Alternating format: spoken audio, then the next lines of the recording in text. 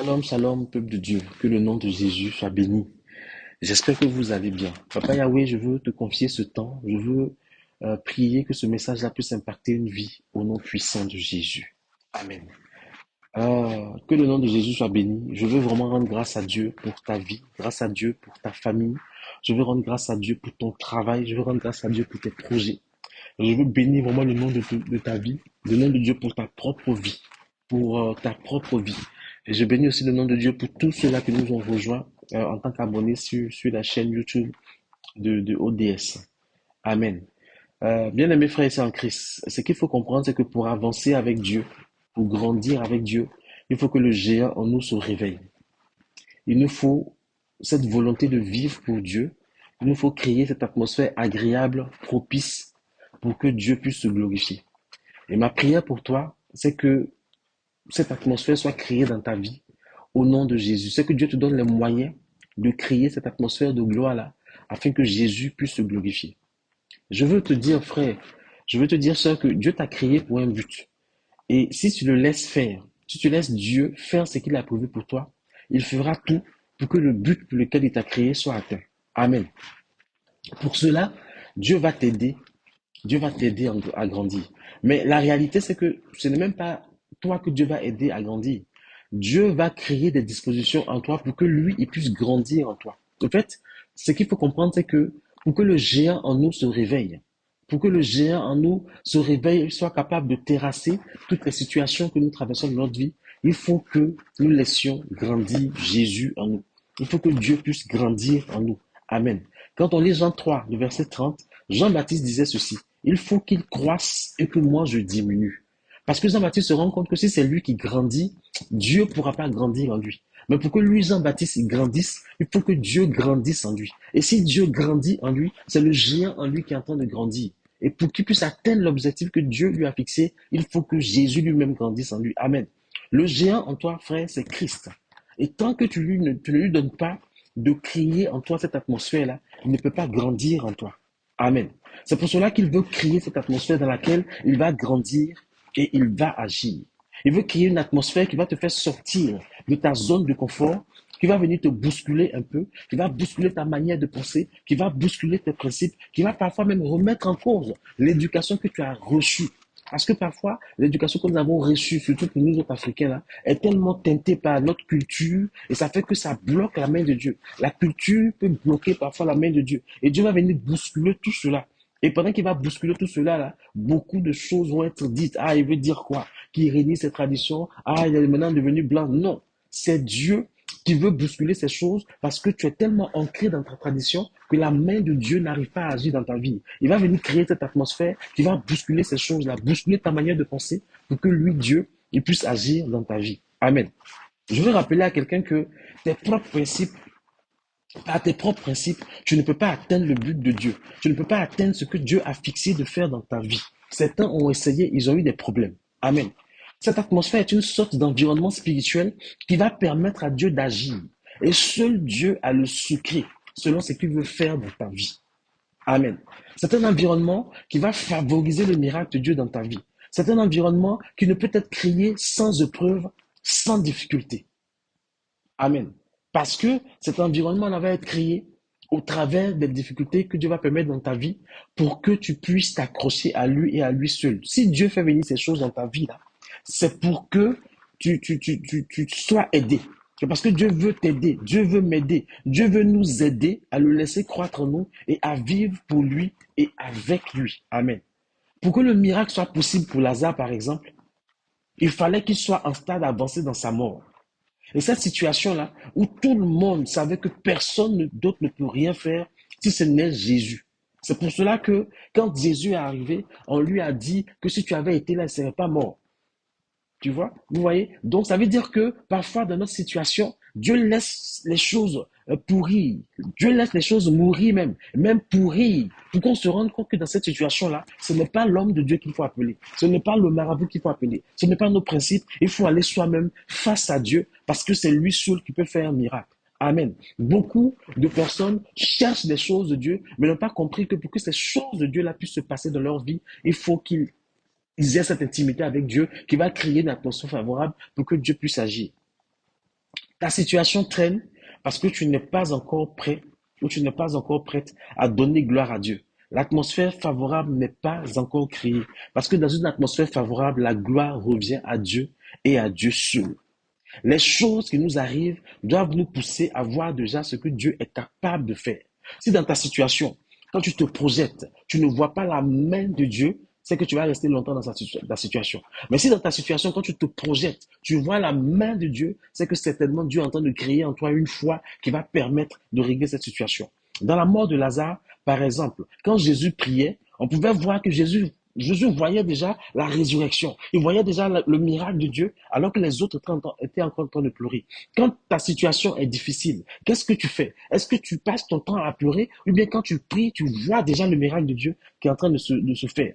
Le fait de voir le miracle de Dieu dans notre situation, le fait de voir la sortie de choses-là au temps de Dieu va créer en nous la foi, va créer en nous l'espérance. Amen. Et qu'en face à une situation, tu vois le pire, tu détruis en quelque sorte l'atmosphère de miracle que Dieu veut créer pour agir. Mais quand face à une situation, tu vois la main de Dieu, ta foi ne pourra que grandir. Amen.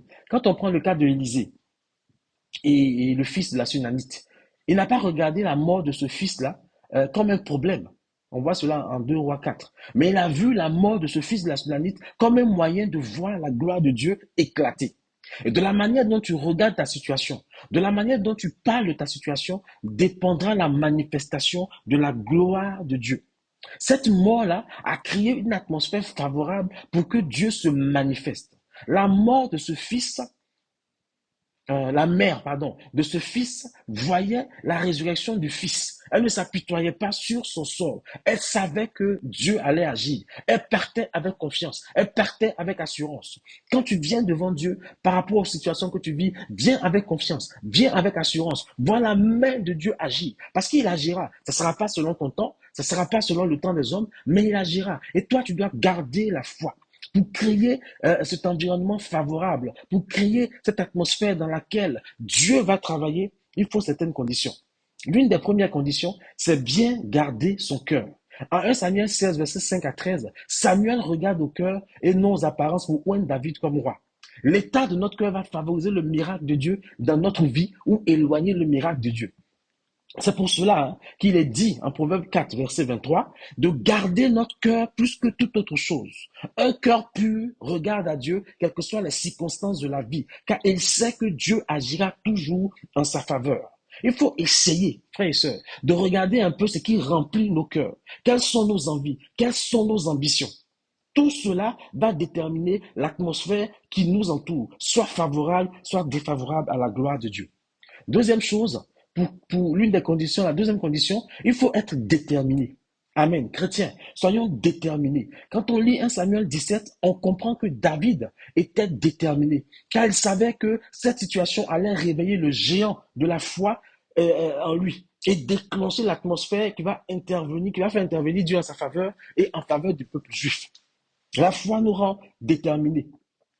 Ta situation crée en toi cette détermination ou pas? Est-ce que ce que tu vis là, ça crée en toi une détermination? Ou bien ça te laisse sans envie, sans détermination? Est-ce que tu as envie de croire que derrière ce qu'il se passe là, c'est Dieu qui va agir? Est-ce que tu crois que Dieu est capable d'agir dans la situation que tu vis?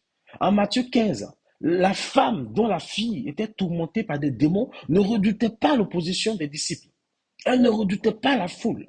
Elle savait qu'il était temps pour elle de parler à Jésus pour sa fille. Et malgré les réponses de Jésus, elle trouvait quelque chose à dire, car elle savait que Jésus seul pouvait l'aider. Sa détermination a créé cette atmosphère qui a permis à Jésus de lui dire que sa foi est grande. Elle était dans une situation de lâcher prise qui a permis au Seigneur de sauver sa vie. Il faut parfois pouvoir lâcher prise et laisser Dieu agir comme il a prévu le faire, quelle que soit la situation dans laquelle nous vivons. Quand on prend le cas de Bartimée en Marc 10, le verset 46 à 53, Bartimée était déterminé. Bartimée était déterminé. Il voulait que Jésus le voie. Il voulait que Jésus le guérisse. La foule n'a pas eu raison de lui et il a été guéri. Ne laisse pas la foule t'empêcher de parler à Jésus, t'empêcher de croire que Jésus va te guérir. Ne laisse pas les problèmes que tu vis crier plus fort que ta voix quand tu vas parler à Jésus. Ne laisse pas toutes ces choses-là t'empêcher de voir Jésus dans la situation que tu vis parce qu'il veut se glorifier. Soyons déterminés pour créer une atmosphère de gloire autour de nous. La troisième condition, c'est savoir comment toucher le cœur de Dieu. Il faut savoir comment toucher le cœur de Dieu. Je précise que ma façon à moi de toucher le cœur de Dieu sera différente de ta façon à toi de toucher le cœur de Dieu. C'est pour cela que je ne peux pas venir prêcher sur ma manière à moi de toucher le cœur de Dieu parce que ça ne te sera pas utile. Dieu attend que tu t'approches de lui pour qu'il puisse te montrer comment toucher son cœur. La situation de nos vies nous conduit parfois à faire des choses qui nous laissent penser que nous ne toucherons pas le cœur de Dieu. Dieu sent notre présence. Il sait qu'on est là, mais on ne le touche pas. On ne le touche pas. On ne touche pas son cœur car notre attitude ne le glorifie pas et n'arrive pas à créer cette atmosphère qui lui est favorable. Nous souffrons, mais nous venons à Dieu en faisant de lui le responsable de notre situation. On ne peut pas le toucher de cette façon. Amen. Venons à Dieu en reconnaissant notre faute, en sachant que la situation que nous vivons ne lui est pas imputable. En nous confessant, en nous humiliant, nous parviendrons à toucher son cœur. Amen, amen. Si tu arrives à créer cette atmosphère, en gardant ton cœur pur, en étant déterminé, en touchant le cœur de Dieu, alors tu verras que ta vie va commencer à bouger. Ta vie va commencer à changer. Le géant qui est en toi va commencer à se remuer. Le géant qui est en toi va commencer à terrasser les situations qui traversent ta vie. Mais si, dans ta situation, tu rends toujours Dieu responsable de tes mauvais choix, de tes situations, alors tu es en train de non seulement éloigner Dieu, mais l'atmosphère favorable, l'atmosphère de gloire ne pourra être créée autour de toi. Que le nom de Jésus soit béni. Et je prie vraiment que ce message-là puisse te faire comprendre que la seule personne capable de permettre que Dieu vienne gérer sa vie, c'est toi. Laisse Dieu entrer dans ta vie. Laisse Dieu croître dans ta vie. Laisse Dieu grandir dans ta vie. Et toi-même, fais-toi petit. Et laisse Dieu te conduire où il faut, dans le nom puissant de Jésus. Et avant de finir ce message-là, Saint-Esprit, ta destinée sera la destinée que tu veux laisser Dieu te montrer. Sera la destinée dans laquelle tu veux laisser Dieu te conduire. Tu as beaucoup de conseils autour de toi. Beaucoup de personnes autour de toi sont en train de t'influencer. Et elles t'ont tellement influencé que la décision que tu avais prise, validée par Dieu, de rentrer dans cette formation-là, tu as décidé de faire ce que les gens sont en train de te dire. Dieu te dit de revenir à ses pieds pour que lui-même, il puisse te conforter afin que tu puisses faire tes démarches pour entrer dans cette formation.